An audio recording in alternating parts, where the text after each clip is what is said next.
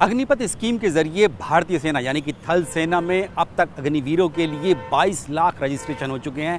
ये 22 लाख रजिस्ट्रेशन जो हुए हैं वो भारतीय सेना के जो देश भर में फैले हुए 73 आर्मी रिक्रूटमेंट ऑफिस यानी कि ARO हैं उनके अंतर्गत किए गए हैं। क्योंकि भारतीय सेना में जो सैनिकों की यानी कि अब अग्निवीरों की जो भर्ती है वो सेंट्रलाइज सिस्टम नहीं है, बल्कि जो 73 अलग अलग जो जोनल ऑफिस हैं उनको दी गई है जिम्मेदारी। ये देश भर के अलग अलग हिस्सों में ये हैं और साथ ही इनकी जिम्मेदारी ये भी है कि जो जितनी भी देश के डिस्ट्रिक्ट हैं, ज़िले हैं, उन सब के, चाहे फिर वो कहीं पर भी हो, चाहे फिर वो लद्दाख में हो, चाहे फिर वो उत्तर पूर्व के राज्यों में हो, दक्षिण में हो, कहीं पर भी हो, इनकी कोशिश ये रहती है कि हर डिस्ट्रिक्ट से जो रिक्रूटमेंट है भारतीय सैनिकों की वो की जाए।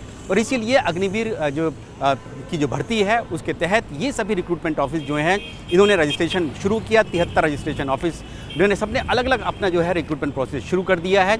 रजिस्ट्रेशन कुछ जो हैं 40 के करीब जो ARO हैं यानी कि आर्मी रिक्रूटमेंट ऑफिस हैं उनकी रजिस्ट्रेशन बंद हो चुकी है, लेकिन अभी भी जो 33 जो ARO ऐसे हैं जिनके रिक्रूटमेंट जो रजिस्ट्रेशन है अभी भी तक चल रही है। और इन सब में अब तक जो ये माना जा रहा है कि 22 लाख रजिस्ट्रेशन अब तक हो चुके हैं। ये माना जा रहा है कि जब तक ये, क्योंकि सितंबर अक्टूबर तक ये रिक्रूटमेंट रैली चलेंगी, तब तक ये हो सकता है कि 25-30 लाख तक का आंकड़ा जो है ये छू सकता है।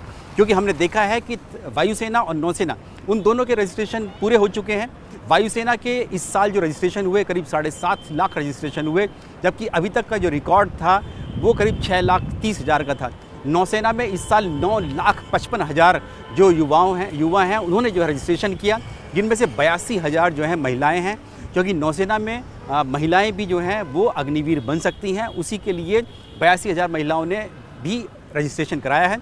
थल सेना में जो है वो सिर्फ कोर ऑफ मिलिट्री पुलिस जो है CMP, उसमें सिर्फ महिलाएं जो हैं वो रजिस्ट्रेशन करा सकती हैं। उसके लिए भी आवेदन हो रहे हैं और उसके लिए देश भर में अलग से 11 रैली होंगी।